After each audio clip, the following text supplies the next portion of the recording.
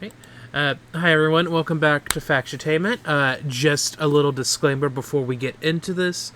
This review is going to be a little adult rated, not because of what comes out of my mouth when we do these recordings, but the topics and stuff that were in this film were a little more a little adult. Yeah, a little more A adult. little, yeah, sure. A But lot. A lot more. But today, I'm Aura Master 101. I am joined with Zero Yeti, Brayden, and Bethany again for another October/Halloween movie review. And tonight we watched Tetsuo, Tetsuo. the Iron Man. And Yes, what the audience, fuck? I subjected them to Tetsuo the Iron Man because they were asking for movie suggestions. And Beth's not allowed to suggest literally any movie from going forward. To be fair, So I will say a lot of this video is going to be me explaining what happened because I'm the veteran in this situation, so I know what happened. Also, to be fair, I did ask if we could watch like a scary movie, like a slasher or something, and Beth was like, "How about we watch this?" And I was like, "Sure, that sounds like a great idea." And then we watched it, and the horrors started. Oh, the horrors! Did they start? Uh. So, how do we want to start this, Beth? Do you want to start explaining the movie? Yeah, I'm gonna be doing a lot of the talking here. Yeah, so this movie is it's a experimental surrealist body horror movie, cyberpunk horror movie from 1989. It's like black and white, done on film and stuff. So this movie is about. Let's see. Explain this. Yeah, I guess I should just start explaining what the movie's about.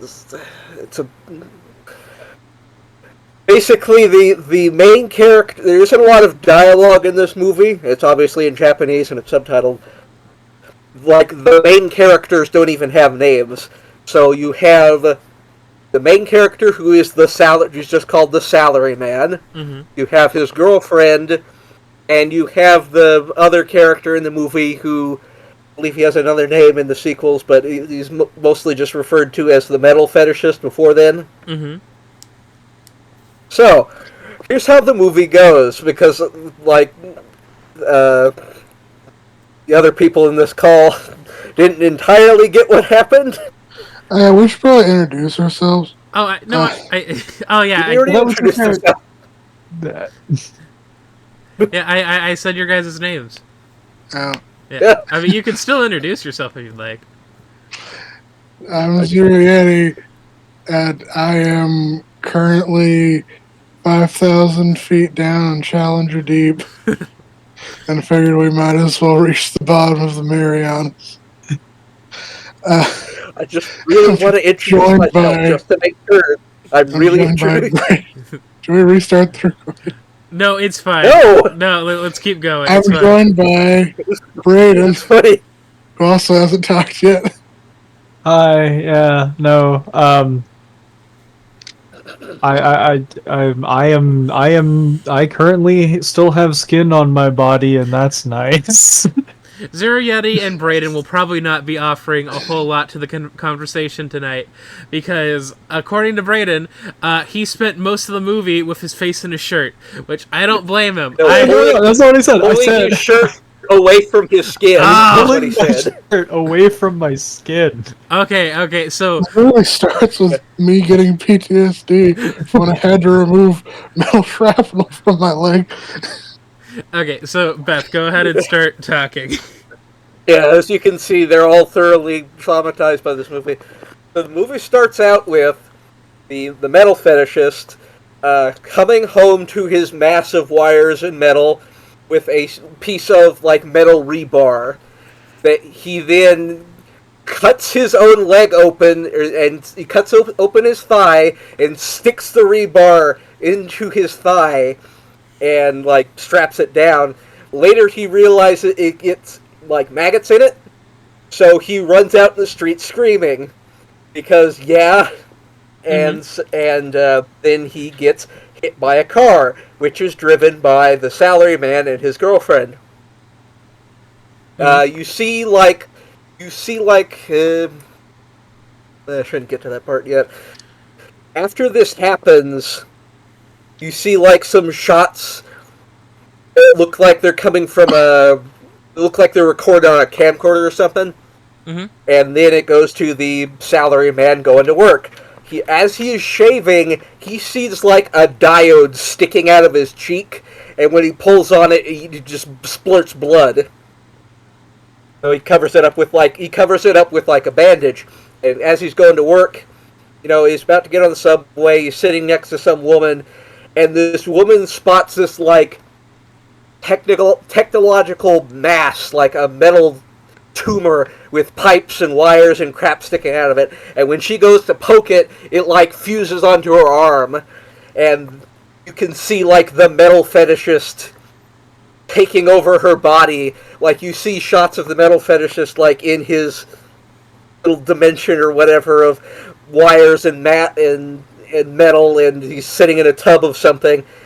And so he takes over this woman's body by this metal tumor that she's constantly scratching at, and it goes into this chase scene where he chases the salaryman through the like subway into the bathroom and stuff. Mm-hmm. Tetsuo gets cornered, stabs the woman in the trachea with a pen, and runs off.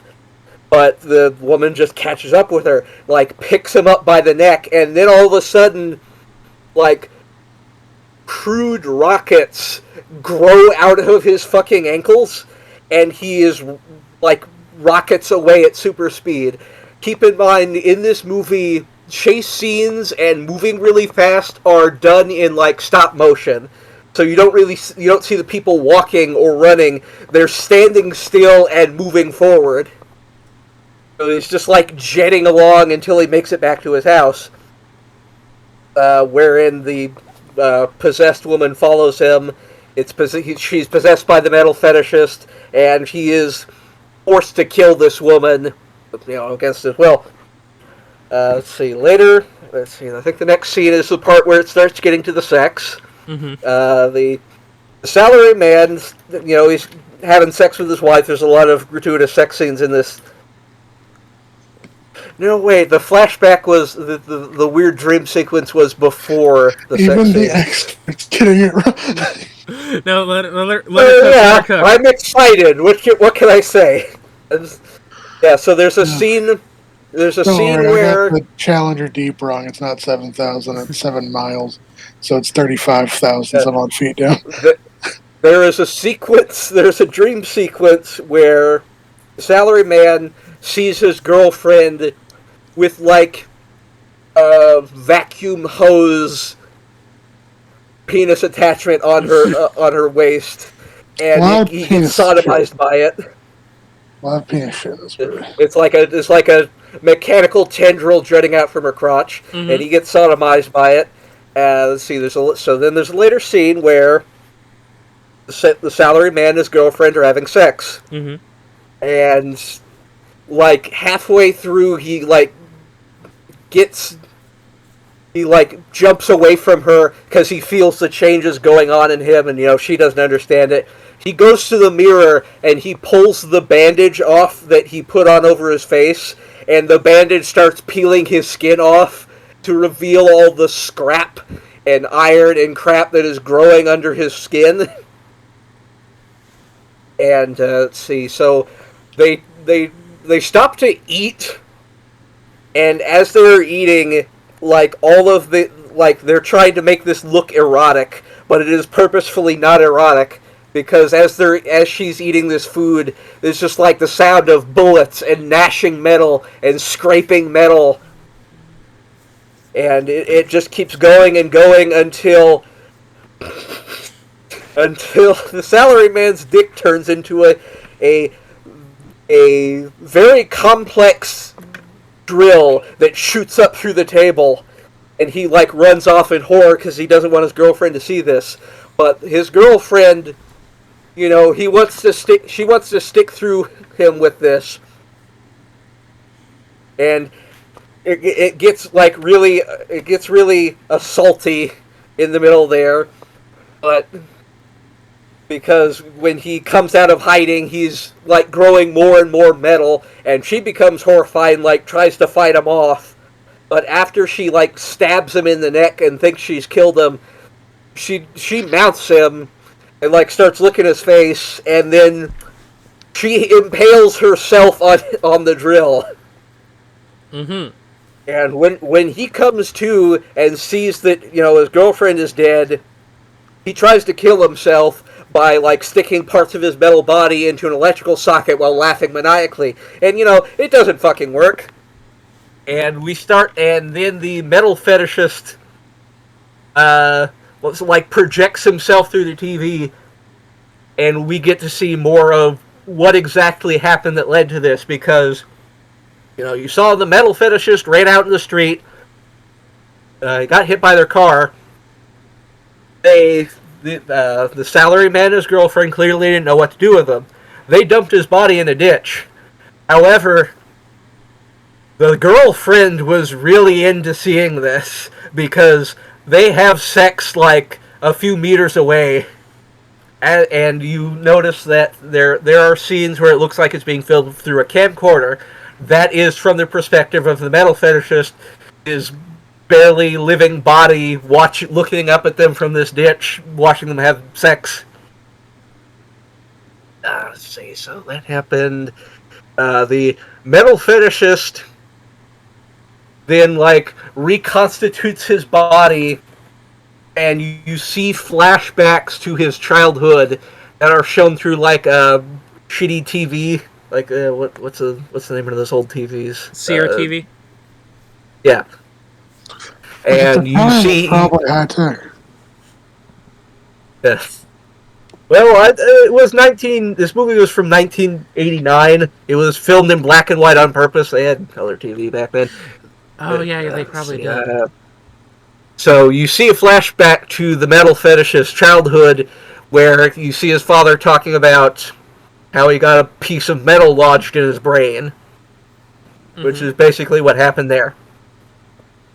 The metal fetishist then goes to the salaryman's apartment, where the salaryman, now increasingly covered in metal and just pipes and wires and crap, places his girlfriend's dead body in the tub with a knife. He's making it look like it was a suicide. And the metal fetishist comes to the apartment Carrying and like flowers for some reason. Yeah, carrying flowers. Isn't that nice? Isn't it nice when your date brings flowers? Yeah. So there's this really cool scene where he grabs onto a water spigot outside the apartment, and his hand just melds into it and starts ripping up through the ground, and he like travels through the pipes and the metal in the apartment to get to the salaryman's girlfriend's corpse and possesses her corpse. He tries to stab the salaryman. Mm-hmm. And then he like rots the girlfriend's corpse in rust and grows a new body and like reconstitutes his body out of hers. And they have a fight scene wherein the metal fetishist grabs the TV and smashes it over the salaryman's head, and he shows the salaryman a vision of his ideal world, a world where everything is mechanical and fucked up, and like everybody is encased in metal and stuff. And you have this, between these visions, you have the salaryman like fighting back, and this leads into like a chase scene where, you know, it's like I said, it's shot in stop motion, and throughout the thing, as these two increasingly fucked up metal metal beings are running and fighting, things around them as they pass, you see like metal crumple and rust and decay. And there's a part where one of the salaryman's cats gets like fused into this metal abomination with its inorganic yowling. Yep. It was done with like a puppet. Yep. So it looks like this fused metal cat coming out of a can. Now, if I may say, I thought a lot of the visual and practical effects were really interesting.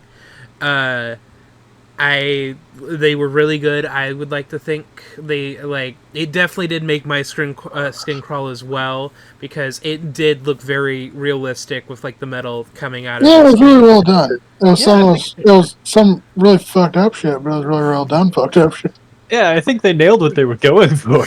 Yeah. Okay, Beth, Yeah, continue, it doesn't make your skin itch. Yeah. Sorry, I just wanted to interject real fast. Beth, go ahead and continue. Yeah, so they're like moving from place to place and fighting, and they show like the metal fetishist and his control over metal that he has obtained. Like he clenches his fist, and then the salaryman like flies into a wall or whatever. And like as they're fighting, they start to experience flashbacks of the metal fetish's past. Basically, how he got that piece of metal lodged in his brain. Because as a kid, he was basically assaulted by a homeless man with a piece of rebar, a lot like the piece of rebar he stuck in his thigh at the start of the movie. So they start both of them start experiencing like the trauma of these memories until the fight leads them to like this steel mill or whatever, where the salaryman basically gets weighed down and merged into this metal, and there's a scene with the metal fetishist basically inflicting damage onto his metal body by like you see him forcibly opening and closing his fist a lot, and then like all the metal in this factory is like warping and opening and closing as more metal is just growing onto the salaryman. There's a neat part in there I forgot about where as the metal fetishist is going in to kill the salaryman, his hand like unscrews from his fucked up metal arm and turns into a flamethrower, which is fucking rad. So he goes to he runs up to the incapacitated salaryman to try and kill him. The salaryman impales the metal fetishist back, and like they're just entangled in each other. Yeah, I'm pretty sure that's what it was. They just become more and more entangled with each other as they're fighting. And there's a part where the metal fetishist tries to escape by like becoming this long tendril with his head attached to the top of it, but the salaryman just pulls him back in like, no, fuck you, you get back here. And they just like merge into like in this like embryonic state, and it shows the two characters like without any metal on them aside from their hands being merged, and there's this like sort of erotic music playing because this movie is actually very homoerotic. And basically the metal fetishist and the salaryman merge together in this steel cluster. You see the like metal writhing around there, and then it cuts to the aftermath of what they have become, which is the metal fetishist at the top of this giant phallic tank with like an assault rifle, and the salaryman's body is merged down there, and they are talking about how their love is going to destroy this whole fucking world. That's a movie. Okay, but my question is, what does it all mean? Because I'm kidding. It means the So the director movie- had a little fucked up. Yeah, so the movie has a strong overtone of the over like the industrial stuff taking over the world, like the things becoming overwrought with industry. The movie begins with the salary man like writhing around as in like a lot of sweat flying off of him as there are these scenes of industry flashing by him because as somebody else has described it, I'm basically transcribing. This is imagery of a man being filled with industry against his will. The movie also has a lot of overtones of homosexual awakening Yeah, I could see that. because you see in what I mentioned the part where their bodies start merging and it has the like strange out of place sexual music. When the metal fetishist is first hit by the car, it also plays that same music. Because, like, to everybody else, this is body horror. To the metal fetishist, this is, like, incredibly erotic. So, based on what me watching the movie as well, there are definitely those heavy like symbol like you know like it definitely has something to do with like the industry or like metropolitan sort of stuff. I was thinking like story wise, it's supposed to represent how like the city can change somebody because like you know like with the salaryman man, it seems like he starts out fairly normal, but then as like the movie goes on and he continues to interact with these individuals and stuff, it continues to change him more and more. And uh maybe let's look at it from like a different perspective of the girlfriend not dying, but instead like you know she goes along with the guy because maybe this guy gets a job in the city or something, and she's like, I can handle it, I can like you know keep being with you, but as you know it keeps going on and on, it becomes like you know harder to deal with until she like leaves.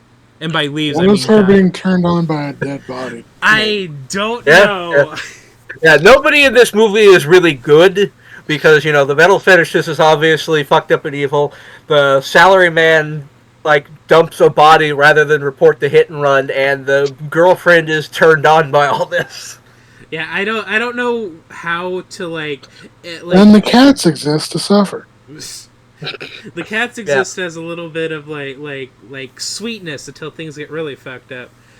But Yeah, because, like, another thing leading into the homoeroticism of the movie is the fact that, you know, they have graphic scenes of him and his girlfriend having sex, but it becomes increasingly dissatisfying and disturbing. exact I was also getting like kind of like cyberpunk-esque feelings Yeah, from the it's movie as a whole. cyberpunk. It is cyberpunk. Oh, interesting. Uh This movie was inspired by Eraserhead, apparently. oh If you've seen Eraserhead, I haven't seen Eraserhead, but if you've seen Eraserhead, maybe you know what you're getting in for. I I yeah. also have not seen Eraserhead. Oh, Yes. Eraserhead's fucked up in its own way. Not this way, but some other way. So the Third way. only films, and I'm not going to say, I've previously explained to the group, I guess I might as well say it on camera. This film has the same, and not necessarily aesthetic, but like some of the same visualness to it, like the visceral visualness to it that I equate with having films I've previously seen. There's only really two that come to mind. One is the first Hellraiser film, mostly because I haven't watched any of the sequels. I refuse to. And that has to do with a body horror, but also just the gore factors and the pseudo sexual factors Mm-hmm. go into it. And then two, and this is mostly just to do with all of the stop motion effects done with it and the gore and the body horror is Phil Tippett's Mad God. So I don't know if that's a stellar review of it, but if you liked those two, you might like this. Uh, uh, as I was kind of saying earlier, like, most of the movie is pretty cool. It's just the middle part that squicks me way the hell out. With just like the dream sequence, and then the girlfriend and the salary, and then just Eroticism. the eroticism of it all. Like, it's like it just feels like once again the rest of the movie very interesting. I love the visual effects. I love the soundtrack's really interesting. Just the like just how do I? It's like anti ASMR to me. Like everything's like feels like very like overwhelming and stuff. And Yeah, the sex in this movie is meant to put you off, yeah, and yeah, the soundtrack. Like if you like really grungy industrial. industrial music, like if nothing else, at least listen to the soundtrack. Yeah. Brayden, any thoughts or opinions? My skin. Yeah, no. I it's definitely not my kind of movie. It's not the kind of movie I would typically enjoy watching. But I do have the foresight to look at it from an objective standpoint in the fact that I think they did what they were going for, what they were trying to do with the movie. I think they did really well. Mm-hmm. Um, I think they definitely nailed the visual design, the very outlandish nature that they were going for to make it very off-putting and uncanny and just really messed up. Um, it is definitely body horror at some of its. I guess the best way I can think to put it is most visceral.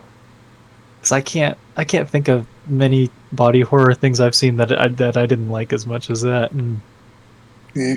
Well, I think also just with the concept of body horror in general, I think there's like different facets of body horror.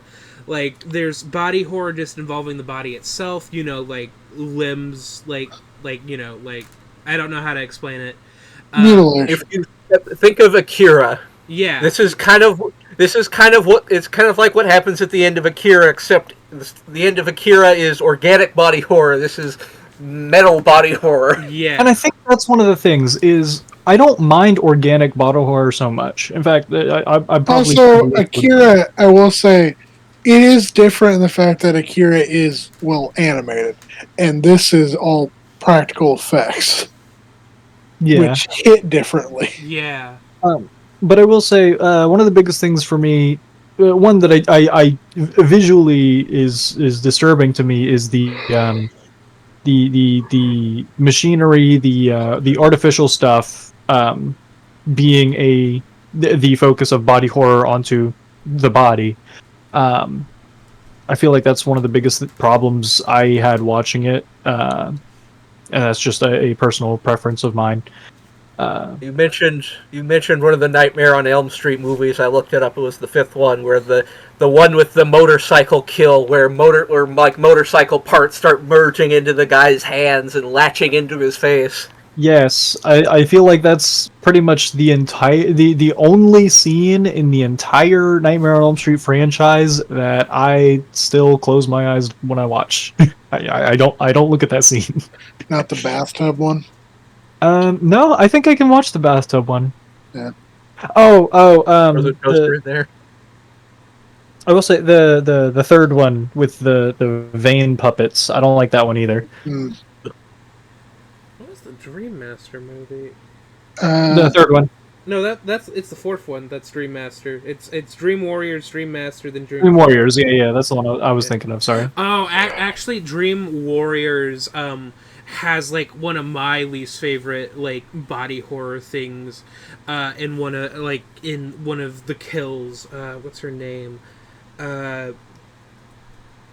One of the Sorry, trying to find her in the. Is it the junkie? Yeah, it's the junkie where like she gets into the fight with what's the word with Freddy, Ready. and like as they're fighting, like his fingers turn to like syringes and stuff, and then all of her like marks on her arms like turn into like these like weird like sucking like orifice things, and like he injects her with it, like like with this heroin and stuff, and it's super uncomfortable like to watch and stuff like that, like that kind of body horror for me. Yeah. But So circling back to this movie, uh, I guess it's the scene where he's like showing the salary man his deal metal world, and it's just a cool like effect they did. mhm. It's great. It's still fucked up, but like the salary man like breaks his head free of Yeah. like this like thin foil sheeting, and then immediately the metal reforms around him and then dissolves him, and you like see his skull like bits being taken out of it as it Oh yeah. deteriorates. Like this is what the metal fetishist wants to do with the world. I have a question though. What was the purpose of the stop motion, like transitions and stuff? Like the running, Yeah, like the running and stuff. speed. Budget. It's just no. It's not a budget thing. It's Uh, just a thing. Experimental thing. It's a word.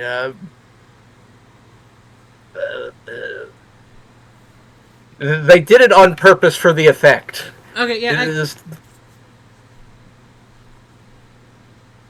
Sorry, I can get that. I like. I'm trying to like put it into words, but I'm having like trouble because like they really it's a stylistic thing. yeah, like like yeah, I thought it was pretty interesting doing it that way. Did it make me a little sick watching it because of just how shaky it was? Just a little bit. Did I realize that hey, I might have problems with like motion sickness and stuff when it comes to like shaky cameras and stuff through this video? Yeah, probably. Is the reason why I asked to step away after we got done watching it is because I needed to go dry heave into the toilet. I'm kidding. I did not actually do that. I just need to get up and piss like after we finish the movie. Dry piss. But yeah, it's a really visceral movie. I understand that there's 2 other films in the series. Yeah. So we're probably not going to watch those. I feel like y'all have had enough. Yeah. Yeah. Beth, I would like to apologize to you for whatever I did to you in our time of knowing each other.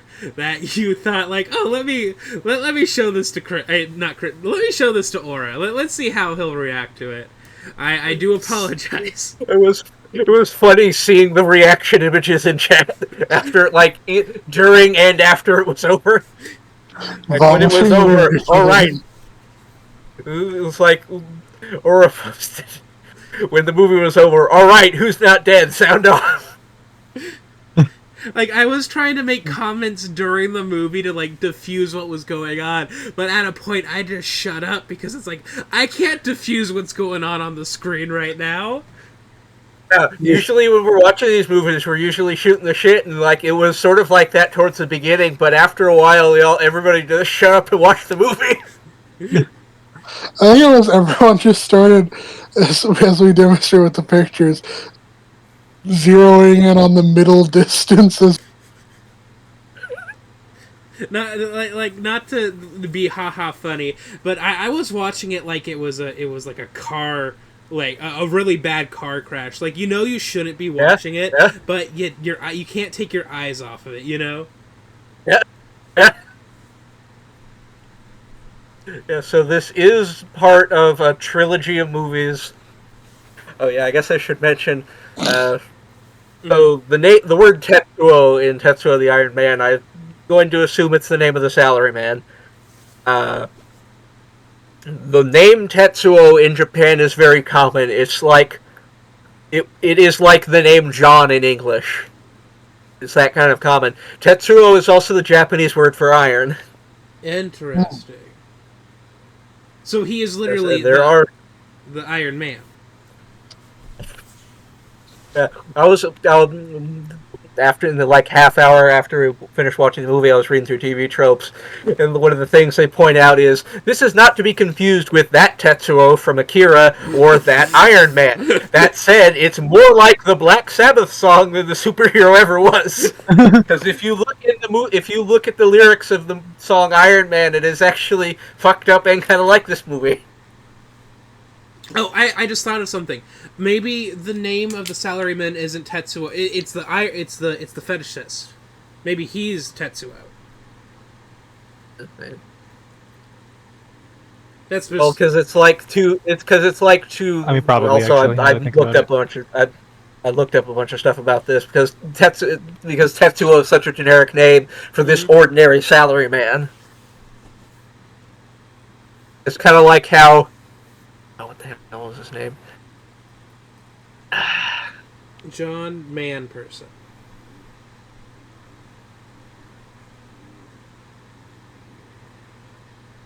His name, Larry.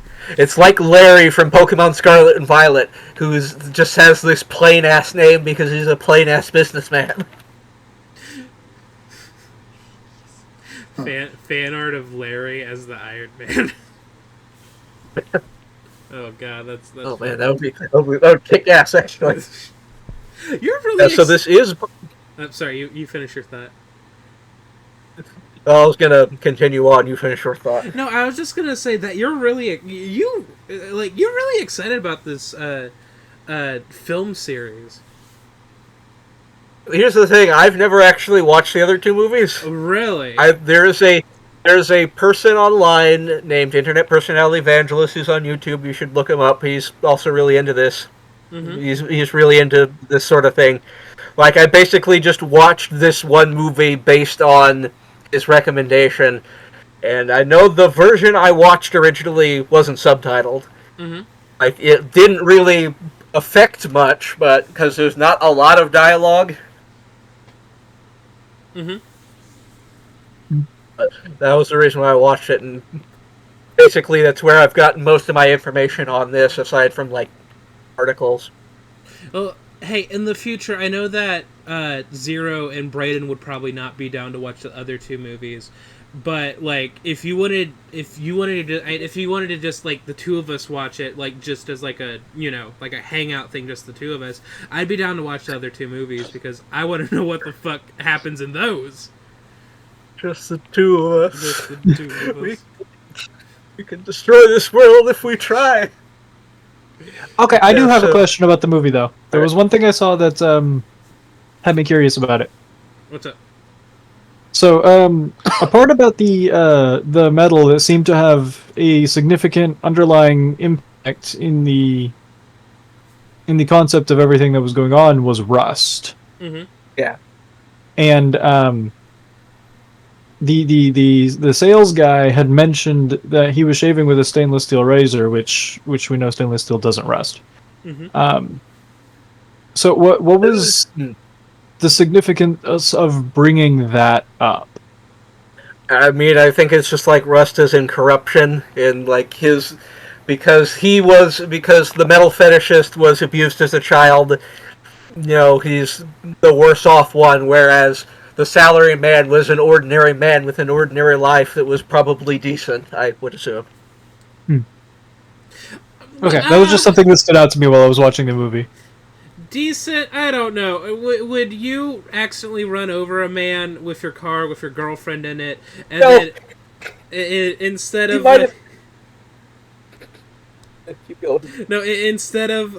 instead of like getting this man like medical help or something, you instead choose to drive his body to to a ditch and ditch him there. But before you leave, your girlfriend is like, "Hey, yo, babe, I'm real horny right now," and you're like, "All right, bet, let me help you out." And yeah, I wanted. She is explicitly turned on by seeing this dead body. and the fact that he's looking at them while he's dead. Well, I don't know. They probably had an ordinary life up until that point. Yeah, oh wait, that could be another thing. I guess like a guilt angle. The metal is the guilt that's eating away at the salaryman. I don't know how to explain the metal. Yeah, because he is obviously distraught over what happened, and the girlfriend is obviously way more into it. Actually, there's a character I'm a little confused about still. What about the just random woman, like, from the... She's dead. She's dead? Killed her. Yeah, the part where he, is basically forced to kill her and, snaps her in half and she screams with her normal voice. Yeah, but what was her point in the story? Just... She's there? She was possessed by the metal fetishist. Oh, right. It was just the first thing he possessed. Right. So I feel like that could be a way to help the audience portray how to view the metal fetishist as someone who's willing to use people as a means to an end. Yeah. That's just a theory, though. Honestly, no. I will hurt. I will. I will start plating metal onto your body, Brayden. I swear to God. I at the end of the day, people will theorize and contemplate what the point of the story. Not the point, but what was going on with the story in this movie. But once again, it's not the most horrifying thing I've ever watched. Are you sure? I don't know. I'm currently blocking everything out of the rest of my mind as a. Everybody was just so quiet after the movie was over. Yeah, and we had to take a breather. Yeah, it was a lot. It was. It was a lot to process. Yeah, but I guess There is. Go ahead. No, you say your thing first. Oh, my thing's going to go on to another talking point. No, it's okay. I don't know where I was going to go with my thing. I was going to ask if everybody was good after... Like if everybody's good now. I'm feeling great. But what was your talking point, Beth? One of the other readings I saw brought up, which I kind of don't agree with, is this as a metaphor for AIDS. Oh. Because the implication that this would be about AIDS would be implying that these two gay men are going out to kill the world with AIDS. It's no. Yeah, that's not a terrible thing. Just I mean, if we don't include the ending, then yeah, it would be a pretty good metaphor for that. I could see the metaphor, but with how the ending is, that's kind of messed up. I mean, the whole movie is messed up. Yeah, but no, I do kind of feel like the idea of comparing it to AIDS is definitely more along the lines of headcanon. But so we had. Sorry. Nope. I was going to ask if we had anything else we wanted to talk about for this movie. Yes. Okay. Yes. So the movie is this. I need to look up the name of the director and hopefully pronounce it correctly. Shinya Tsukimoto. Shinya Tsukimoto is the director. This movie is a sort of remake of a shorter film he tried doing before called The Phantom of Regular Size, where similar things happen, but I think one of the things that was pointed out to me in this article is that at least in that movie they tried taking the guy they hit to the hospital. Yeah. So there are two other movies after this one. This movie came out in 1989, and there was a movie every decade, though there wasn't a movie for between 2010 and 2020, so it's a trilogy. The trilogy's over. Uh, the second movie is called Tetsuo 2 Body Hammer, and the third movie is called Tetsuo the Bullet Man. Those two movies are apparently more coherent as opposed to this very experimental one. They're more like action, they have more action and plot, or more coherent action and plot. And the interesting thing I remember seeing Tetsuo the Bullet Man on a shelf at a Family Video, before Family Video died during the pandemic. Or maybe before the pandemic. Bullet Man The thing about the thing about Tetsuo the Bullet Man is, in order to get the movie made at all, they had to use a lot of American actors. Mm-hmm. So there are a lot of American actors that I don't think even knew Japanese that well, basically reading their lines, having to memorize their lines in Japanese and read them off. So it's kind of more divisive than some of the other ones I've heard. I do know the third movie has a more concrete theme about not being overtaken by anger. Mm-hmm. Because I believe the metal fetishist is played by the same actor, and he is in all three movies. And I think with like Tetsuo the Bullet Man, it involves the main character being like warped into a living weapon. Are the other two movies as crazy as this one, or was this Yeah, one probably. just... The other two are in color, at least. True. I don't know why I said true. There are, but because there are a lot of Japanese actors speaking English in that movie, that they're maybe not the best at English, and like American actors speaking Japanese perhaps not as well. It can kind of take you out of it if you're not devoted. I'm gonna post a picture of Tetsuo the Bullet Man in chat.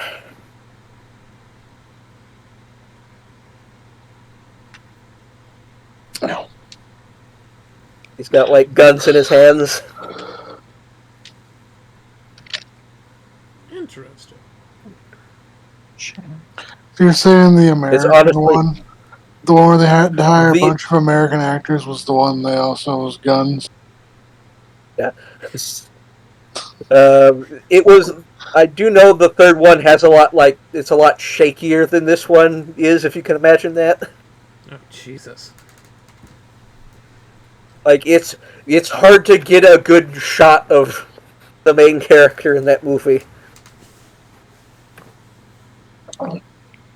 Yeah, no, sorry, I really don't. I feel like I've talked myself out about this movie. The acting was very visceral. Yeah,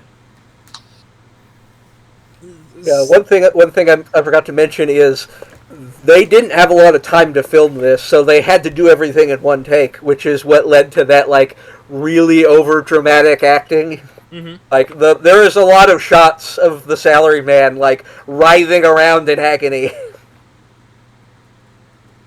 There were a lot of They can look goofy out of context. There was what's the word? There were a lot of like him writhing around in agony. Just kind of looked like he was like dancing, you know. Like just a little. Yeah, that's what I mean. Hang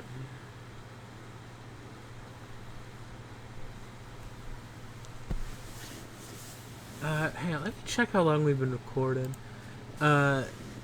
Close to 50 minutes.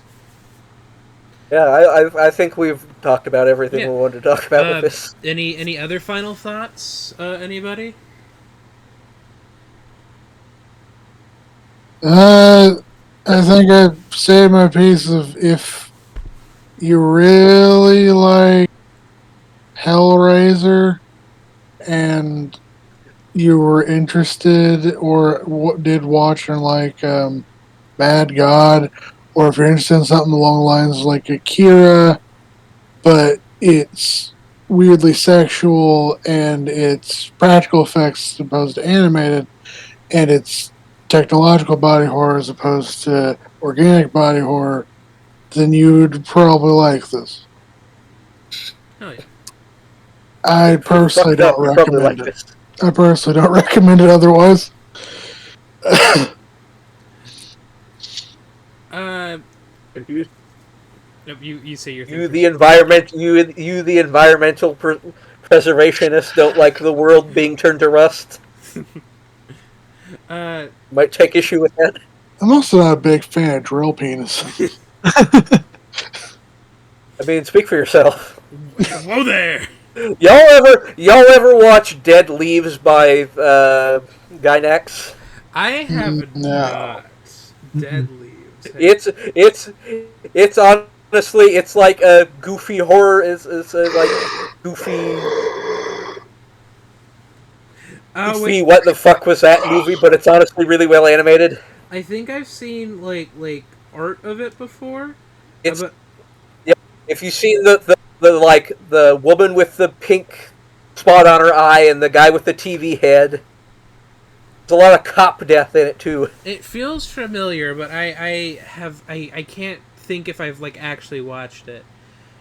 But what was I gonna say? Yeah, this was like I feel like a lot of like Japanese horror is like it feels very surreal a lot of the time.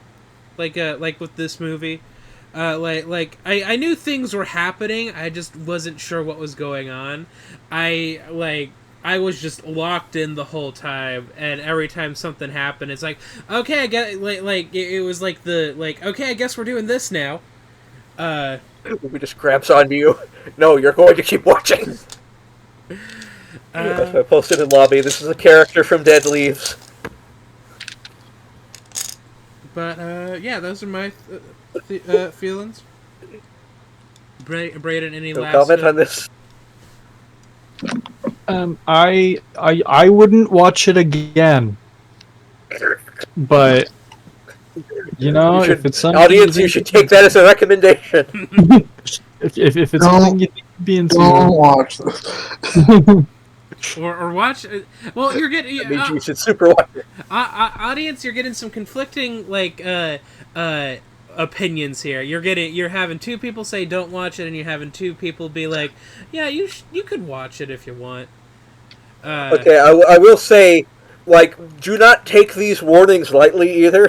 Oh yeah, no, uh, yeah, this is a very fucked up movie. If you can tell from like the fact that I have not made a like any weird like sexual jokes this whole time, like I finally fixed him.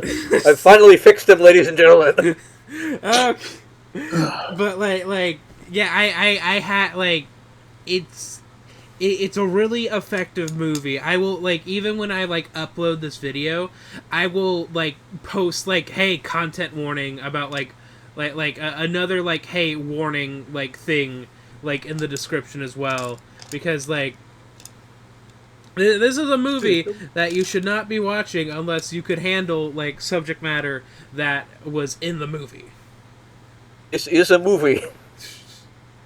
One of the movies of all time. Yep, and I am seeing the drill penis in the Discord chat now. Yeah, this is a character from Dead Leaves. I should watch Dead Leaves at some point. Yes, you should. It's really funny. And nonsensical. But Beth, any final thoughts that you have?